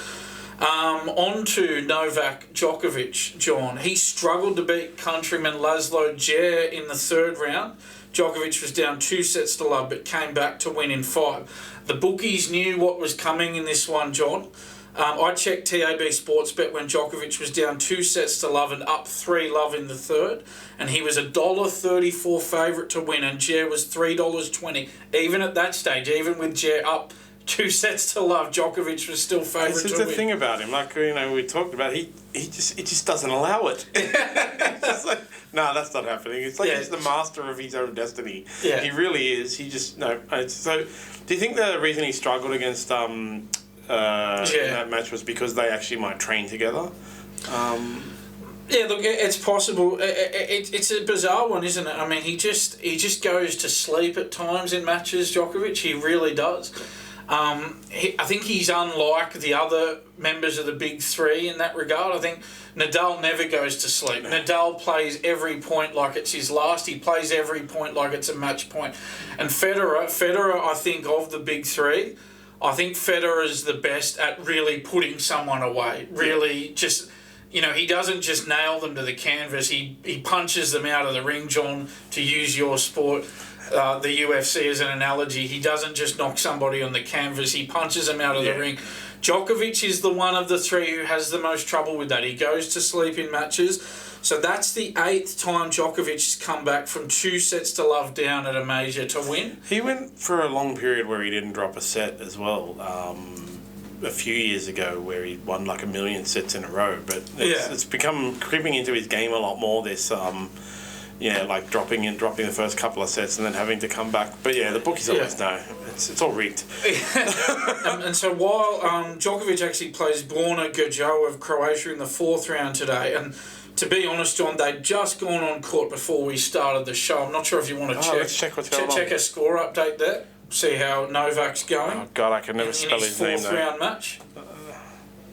So he's currently 6-2, 7-5. So he's up 2-0. So there you go, on track very much to be in the quarterfinal there, John. Of course. So no such dramas for Carlos Alcaraz though, John. He beat Britain's Dan Evans in 4 sets in the 3rd round. He'll play Italy's Matteo Arnaldi in the 4th round tomorrow. As I touched on a bit earlier, John, there's no Aussies left in the women's draw. But Caroline Wozniacki's effort caught my eye. John, she reached the round of 16 in her first Grand Slam appearance in 3 years. She's a former world #1 player. She took a break to have a couple of children. But unfortunately, she went down to another local favourite, Coco Gauff, the 19-year-old, in 3 sets earlier this morning, John. Coco Gauff is something to watch. Absolutely. She's not just a great player, she's also a character. and Gauff into the quarterfinals, John. So maybe she can go all the way. Positive signs for her. I watched. It was actually might have been the Wozniacki. I was watching highlights of it. She's a very good player. Yeah. But she's like some dramas around her, and she has the arguments, and she's a character. It's great. So 19 years old too, right? She debuted when she was 16. Yeah, it feels like she's been around forever, and she's only 19, so she had to be very, very young when she first came on the scene. I think when she debuted, she was 15, 14, 15. And she beat Venus Williams as well in her debut. Yeah, it was, very exciting to watch her, actually. She's like my new favourite female tennis player. I've got to stay in the camera. Sorry, producer John. I'm a bit fidgety, you know. Okay. You go. I was just going to say, you want to stay on the tennis, or do you want to move on to the basketball? So when does the tennis finish? It's round of 16 now. Yeah, so the final, interestingly, John, the final will be on next Monday morning. It'll probably be going on while we're on air doing the show, John. So that's when we get a few more listeners, we're going to do some live. What are they called? When the match is actually happening, so we can talk through it. So. Maybe in time for the Australian Open. That'll be something to look forward to. But yeah, John, so that'll be the men's final, and obviously we want Alex to be there, John. We want Alex to be in the men's final. But if he's not, I think we'd both like to see that Djokovic-Alcaraz matchup. Everybody wants to see that Monday morning final. We'll be on. We've got a screening and we can put it on the TV. Yeah, might be moments of silence. Yeah, we could have it on next Monday morning, John. I'm hoping. Again, barring Alex getting that, We hope Alex gets there. If he doesn't, I think we want the Djokovic-Alcaraz blockbuster final. Everybody wants that. Yeah. So the basketball World Cup. So basketball, the Boomers are out, John. What happened? They sucked. That's what happened. They went down to Slovenia. They came out of the blocks slowly. They forgot my coaching I gave them. They forgot my tips. How could they do such a thing? I told them I'm the best basketball coach in the world. They got not smashed, but they were getting smashed throughout the match. I actually turned it off in disgust. They were never in it. They lost 91-80. Josh Giddey still had a good game. He's been our shining light. Is he the best player from the Boomers in the campaign? For this tournament, yeah. Unfortunately, that means they're out. They had to win every match and they lost that. And then they had Georgia to beat night before, I can't remember. I didn't bother watching. Which is who they smashed. They smashed Georgia. It was. I think what you take away from this World Cup tournament is that it was a massive failure by the Boomers. They were third seed. They were meant to medal. Last World Cup they came fourth. They were meant to do better, and now they're probably going to drop as low as 10th in the rankings. So they've missed the quarterfinals. Is that right? In this, Look, I always go on about it. It's a very complicated system. It is. It's the most complicated World Cup. Okay, so where at the start of the tournament, where would you have had them finishing? Anywhere from first to third. They should have. Okay, first to third. And where have they finished in the pecking order? If you had to pick a number. I think they're one of the. So if you took it off where they should have finished versus where they ended up, I think they're like right down the bottom of the entire thing. They're the most disappointing. Okay, and so how many countries were in the event? Oh God! Sorry, so I'm sorry for asking. It's like 32. So are you looking at their outside like the top 16 at this event? 100%. Oh, that's. Yeah. So they finished in the bottom half of a competition with 32 teams when they were supposed to finish. I might just check that. How many teams? 1, 2, or 3. World Cup. Yeah, like they were meant to be better than they were last time, and they weren't. They're much worse. In the basket, this is what I need producer. Very John disappointing, John. That's what producer John is for. He's supposed to be looking things up for us. That might become a clip. We have another John in the room. Okay, so how many teams in Basketball World Cup? It was 32 teams. Yeah, it was. All right, cool. I was right. Okay, so if you had to rank them out of 32 for how they went... 20th. I would put them 20th out of 32 when they should have been 1, 2 or 3. Yeah, and based on the level that they should have come, like the discrepancy in what they should have come, I would seriously put them in like 29th, 30th type thing. They're massive disappointment. Now people are calling for them to name Ben Simmons. Ben Simmons has said, for the Olympics, because the Olympics is the next major tournament. That's actually the more important tournament. Australia has medalled in the Olympics before. Calls for them to name Ben Simmons. Look, Ben Simmons had injury issues. He's not going to change the game. He's not going to change the team for him. The Olympics is going to be basically the same tournament. It's a different system, but it's going to be basically the same teams. Unless they have major changes, they're not going to do much better. Ben Simmons will not change the outcome if they play like they did. They should have beat everyone. They should have beat Germany. Germany are actually a massively informed team. They're going very, very well. But they should have beat Germany, and they shouldn't have been in this situation they are in now, where they shouldn't have been in the situation where you had to win every game, and they were. And so what we've got to remember as well is the US, is it true that they don't take this tournament seriously? Not at all. They named a third-string team. So that's all the more reason why Australia should be doing a lot better. Yeah. Look, the US named a third-string team and they're still favourites to win. But although speaks to the level of then again, John, if you think they've come about 20th out of 32 teams, they've got a lot more to worry about than what the US are doing. Exactly. So, strangely, Lithuania actually beat the USA yesterday, 110-104, which makes the quarterfinals pretty interesting because Lithuania and USA are obviously in the quarterfinals. Basketball has a very strange World Cup makeup. So Lithuania will play Serbia and Italy versus USA today or tomorrow, and then those losers will play each other. And then Germany will play Latvia and Canada will play Slovenia, and those losers will play each other, and that will make up the next round. You would have to expect that USA comes back and beat Italy, but it would be interesting if Italy beat USA. as I said, Lithuania actually beat the USA. And then it's not like a situation where USA rested their players or anything like that. They legitimately beat them. Yeah, look, as somebody, like, I'm to be honest, I'm not a basketball person. You're the basketball expert here. But just for an outsider looking in, it's just really disappointing that the US don't take this tournament more seriously. I know there are reasons for that. You just love to see a dream team, where they've got their best side. It comes out the marketing, I think. Yeah. You could harken back to still talking about the Matildas World Cup. That was well marketed.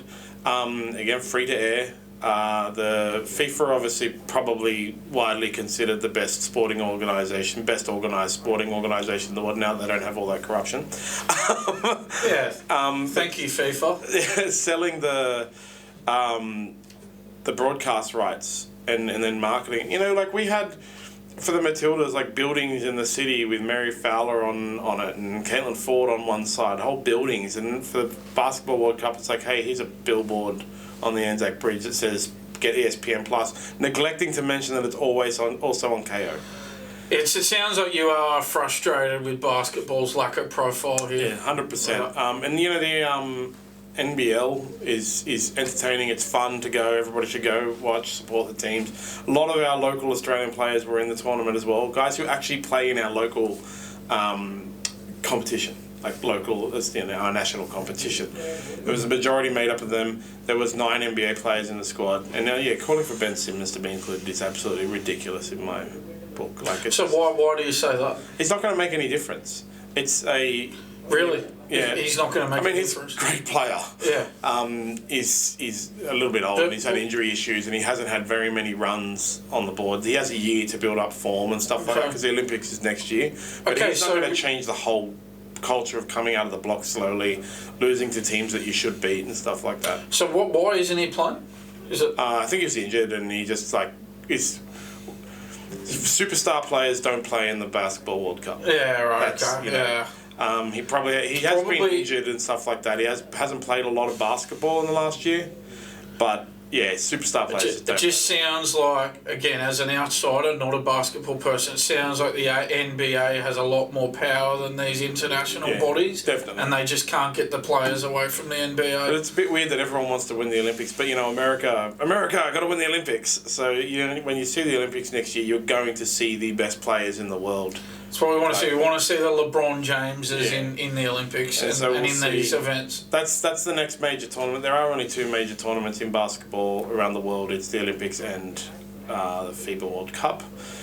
The Olympics is obviously the more important one, and next year we'll have the Olympics. I don't know where the Olympics are next year. I never know. Paris. Paris Olympics. Yep. Time zone is going to be a killer. Damn it.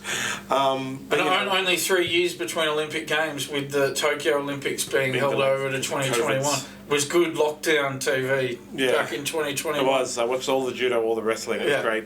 And so if you're ever going to be locked down, being locked down while the Olympics is on is a good time. Yeah, you got there's 6 weeks of sport to watch. So we'll see what happens if Australia can go back and regroup, and hopefully they can push in the Olympics. They better medal in the Olympics, or I'm just going to be wearing a USA jersey. What are they called? Singlets. That's basketball. Yeah. Massive disappointment. You can continue watching the matches, but we're Australia. We don't care about all the other teams.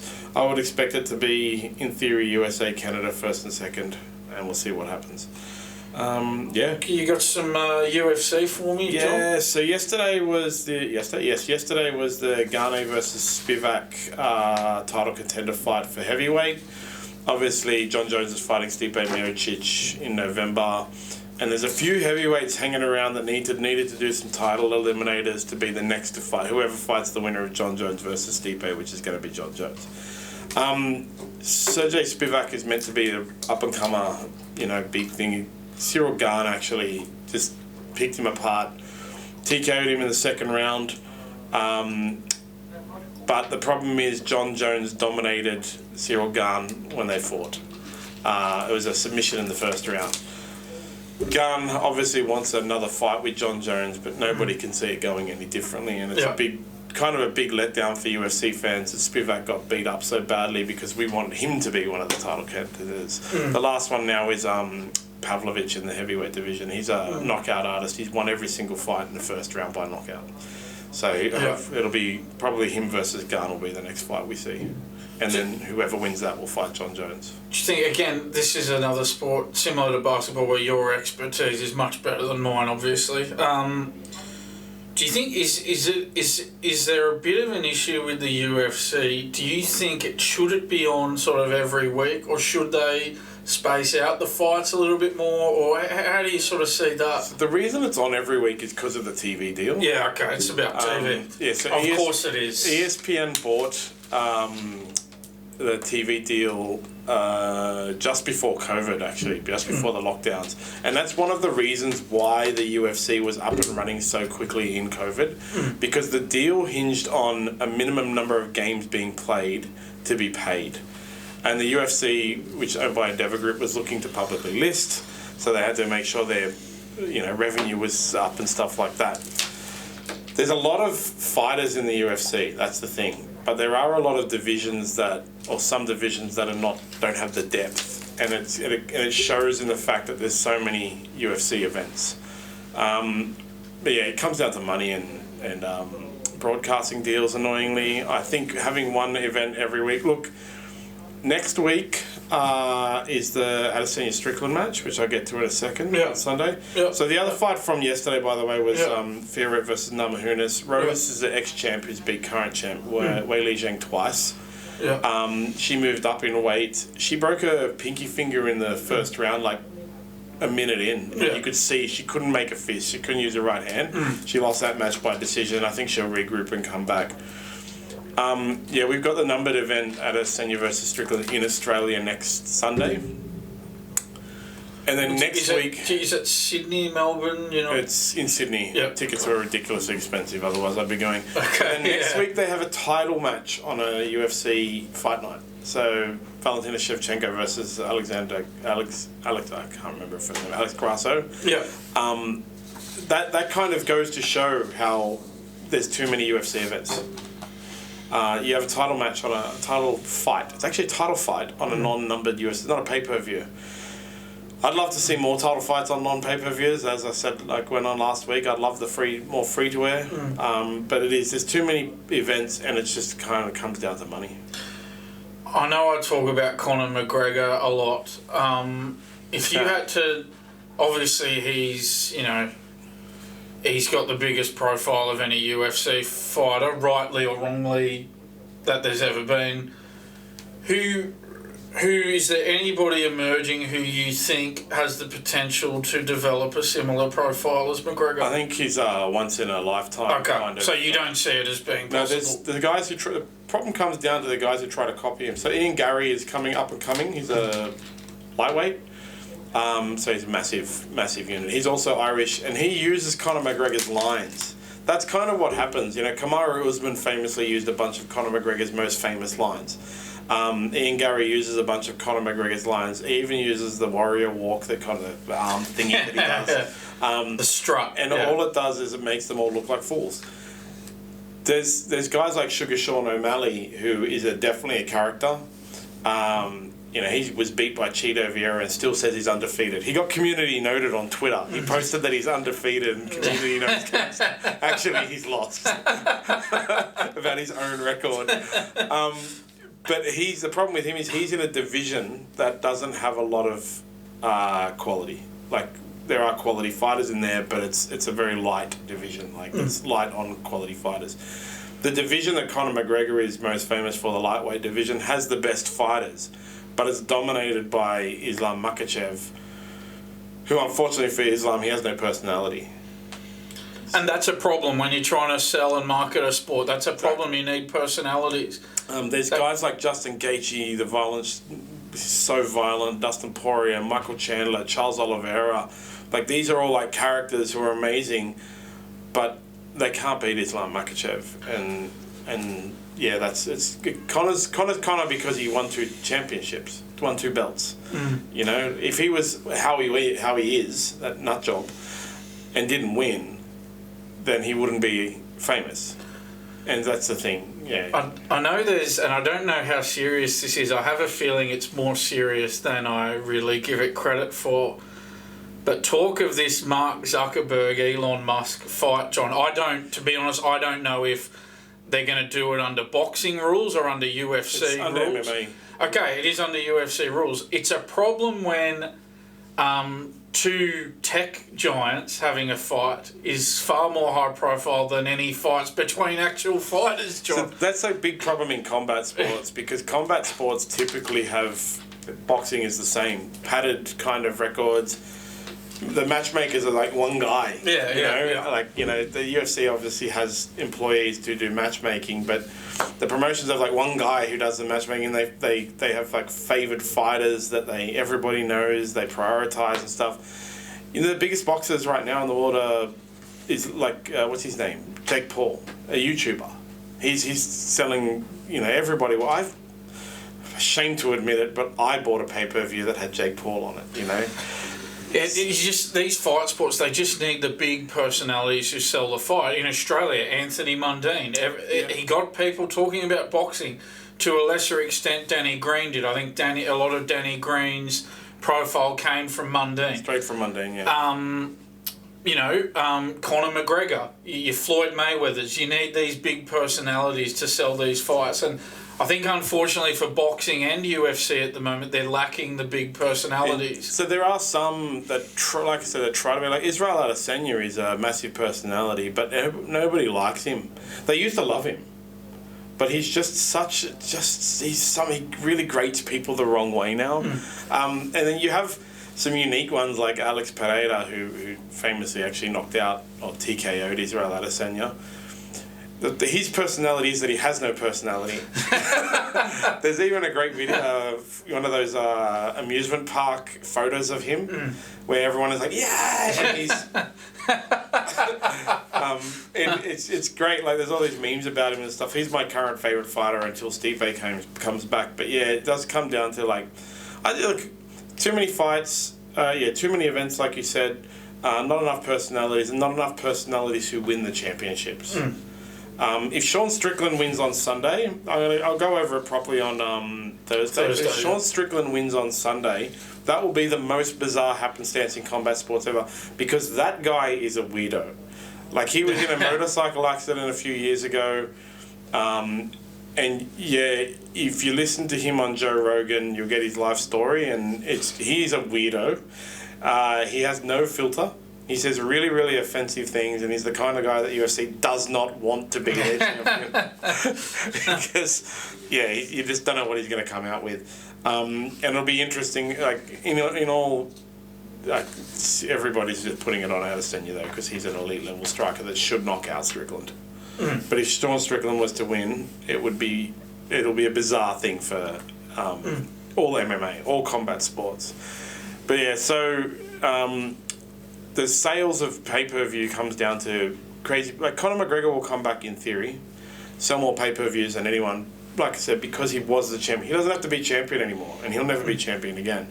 Doesn't have to, because he built that personality and that hype, and he's going to do 1 million pay-per-views, no matter who he fights. Yeah. He fought Cowboy Cerrone, who was a journeyman since retired, and did massive pay-per-view. It wasn't a title fight. There was no title fights on the card. Conor McGregor doesn't allow other major personalities on his card, and still did massive amounts of pay-per-view. He's that big that he's in a position where he can do that. He can refuse the other big names being on his card. Once he properly retires, there's nobody who's going to fill the void. So that's an issue with you that UFC needs. They're looking for people. They're trying to build up Sugar Sean. It's just with with boxing, UFC, it seems to be just one extreme or the other. If you've got a big personality in a fight, it's the biggest thing on in the world at the time. If you don't, it really struggles to get a lot of coverage, and it's something that they need to look at. Yeah, so even the females, they had Ronda Rousey, and since then they haven't had anyone that's got that kind of like look and dominance and stuff like that. So, well, it's an interesting time in MMA actually. Conor McGregor actually leaked his fight date. Dana White came out and said, no. It's nonsense. So I don't know if Conor McGregor will ever fight again. So yeah, we'll see what happens. So yeah, that's the MMA. I'll touch on the numbered pay-per-view on Thursday, and we'll go over some of the fights on that card, because Tai Tuivasa's on there. who's a big favourite in Australia. They should run odds on what his walkout song is going to be, stuff like that. Cricket man, I love cricket. So do I. Did you know that Australia was currently playing a series? To be honest, John, the only reason I knew was because you put it on our rundown for this show. I was looking up the Asia Cup. And I saw Australia results. I was like, they're not in the Asia Cup. Yeah, it was on at 10 o'clock last night. So I did watch a very little bit of it, John, but not a lot, to be honest. But anyway, for people who are interested in it, Australia beat South Africa by 5 wickets with 13 balls to spare in the third and final 2020 international. So Australia's won that 3-game series 3-0. Travis Head blasted 91 off 48 balls, hitting 8 fours and 6 sixes. While Sean Abbott took 4 for 31. You really have to look at this and go, look, what's the point in playing 3 2020 internationals against South Africa, John, after such a thrilling Ashes series, the high of that, and with a 50-over World Cup coming up. I know there's 5 ODIs against South Africa and 3 against India coming up, as there should be going into the 50-over World Cup. But that's solely where the focus should be at this point, on ODIs at this point, not Mickey Mouse 2020 international. Weird 2020s that nobody knows is happening. No. So I was looking up the Asia Cup because it was our match of the day, India versus Pakistan. Yeah. It's quite an interesting thing. The Asia Cup was meant to be played in Pakistan, but India refused to cross the border into Pakistan because, the nations don't really like each other. So this match was played in Sri Lanka. It's good for cricket, isn't it? It adds that, you want that rivalry, you just love it, don't you? Yeah, it's amazing. So this was going to be a cracker of a match. It was going to be the greatest match in the Asia Cup. India hit 266 off 48.5 overs. The match was rained out and it didn't end. Match cancelled. 1 point each. Great match, unfortunately. So now they both got 1 point on their ladders. Pakistan now leads the ladder in Group A with 3 points, and Sri Lanka leads the other Group B ladder with 2 points. India is in the Pakistan group, so they played each other. I'll tell you what, John. We talk about the UFC having too many fights. I mean, cricket. There's just far too much cricket on, John. It's just 52 weeks a year. They're these meaningless games. These. I mean, we can. I think in the summer months when we got a bit more time, John, we can really go into this in more detail. But yeah, I really don't see a place for 2020 international cricket, and I don't see a place for 50-over ODIs outside of World Cup years and leading into World Cups and preparation for World Cups. There really needs to be a long sit-down had between the big names of cricket, the heavy hitters of cricket, John. They need to do something about this. This is something that just gets out of control, and nobody's doing anything to sort of rein it in. Yeah, they have an international cricket foundation or whatever. Yeah, the ICC, the International Cricket Council. That's what it is, council. What are they doing about this? Yeah, and so there needs to be a man. Shane Warne, God love him, the great Shane Warne, the late great Shane Warne, said that there needs to be a big manifesto had for cricket, and he's right. Yeah, and because the Asia Cup is really big in obviously the subcontinent, Sri Lanka, India, Pakistan, stuff like that. But yeah, these ODIs are a bit strange to just be. They're just chucked in. So same with this T20 with South Africa, it's just chucked in. Why are we doing it? What is the purpose? You don't see out of nowhere in rugby league. Oh, we're just going to have this random weird. We'll have a sevens. No. Australia versus New Zealand sevens just for fun. It's bizarre. Look at the AFL. There's a regular season. They work towards finals. They play for a trophy. There's context. Sorry, I just mentioned the AFL, didn't I? Look at the NRL. Yeah, NRL as well. The same thing. A season, they play to make the finals. There's a trophy at the end of it. Look at tennis. There's 4 big tournaments a year, 4 majors. They play for those 4 big trophies. There's context. Yeah, cricket. Warm-up. Tennis has warm-up matches for those big things, like to qualify, stuff like that. There's a purpose. Djokovic doesn't have to go play in the qualifiers, but if he needs to warm up, he will. Yeah. So cricket is just we'll just have a random series. Yeah. There's no context. There's just no context. There's the Ashes. There's the 50-over World Cup. And now I know they've brought in the Test Championship, but that's going to take a bit of time to build and grow. But outside of those events, there's just not enough context with cricket. It's all over the place. Yeah, and then, you know, in Australia we have a local cricket, a national cricket competition that doesn't get much. Again, it doesn't get much run, doesn't get much advertising. T20 does. What's it called? The Big Bash. Yeah, the Big Bash League. Yep. Yeah, so that does. Cricket's just a bit weird. It's honestly, when I look at fixtures, there's cricket every day, all around the world, totally disjointed. And yeah, it does create a weird thing. There is a big push right now for India to play Pakistan in an ODI at the MCG. Let's do it. Let's bring back the tri-series. If we're going to do one-day internationals, if they're happening, which they are, I mean, I've aired my views on them just before. Let's get Australia, India and Pakistan in a tri-series out here. Yeah. Let's fill the MCG, fill the SCG. It would fill them. They could run it all at the MCG, and it'd just get full. But that's the only way we could get that to happen would be to bring the tri-series back. If Australia just play one-off series against India or Pakistan, we're not going to get that India-Pakistan matchup here again. No, and they do the weird series as well. Like, that's the other thing about it. Australia might go do a series in South Africa and play a bunch of T20s, then do a bunch of ODIs, and then do a test match. And it's like, why? What are you getting out of it? 20 internationals against South Africa when the 50 over World Cup starts next month. Come on, John. Yeah. Like, seriously. The 2020 isn't a warm-up for an ODI World Cup. No. Okay, so... Yeah, it's just bizarre. Anyway. So, I was just wondering if I could ask a little favour before we go. Absolutely. So we mind just looking up Novak Djokovic to see if he's won his match yet? I think that might be a good idea. The sign-in. Sorry. John.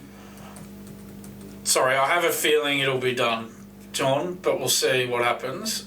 If you just refresh. Yeah, it should be like... Oh, not quite. 4-3. Might have to put it on the TV. Yeah. So he's up 2-0, up 4-3 with a breaker serve, 40-30.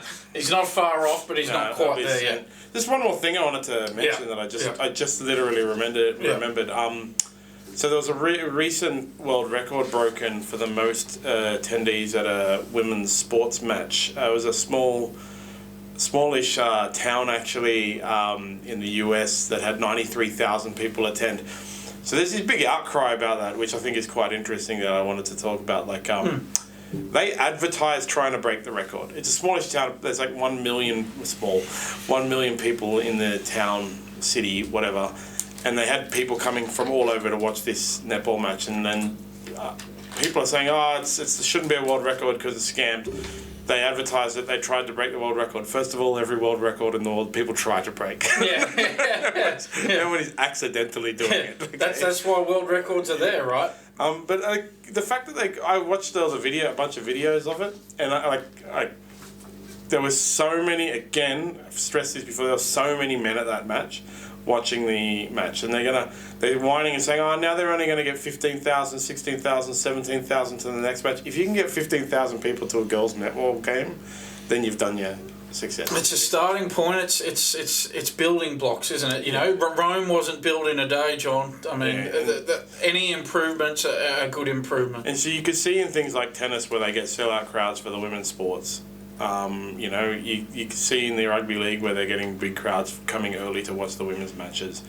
And I really loved it. I thought everyone should check out the videos on the internet. It's really cool how many people just fit into this stadium to watch women's netball. Of course, there's no men's netball, is there? No. There should be. I think there actually is a men's netball team. There probably is. It probably is played. I don't know. It probably is played, but just not at that high sort of level. Netball is really good to watch. Oh yeah, and Turkey, I believe it was Turkey. Yeah, Turkey just won the Volleyball World Cup or volleyball, whatever it was, Volleyball International thing yesterday. So cool for them. There you go. Okay. So just before we go, Novak Djokovic is up 5-3 in the third set. He's up 2-0. That's in his round of 16 match at the US Open. It's 30-all. So I'm sure, John, that by the time most people are watching or listening to this podcast, that he will be through to the quarterfinals. He'll definitely be through. There's no way Gojo's coming back. No. Gojo from Succession. Okay. If anyone gets that reference. See you guys. See you all on Thursday. Don't forget to like and subscribe to the YouTube channel. Follow us on all podcast platforms. Thanks, everybody. See you Thursday.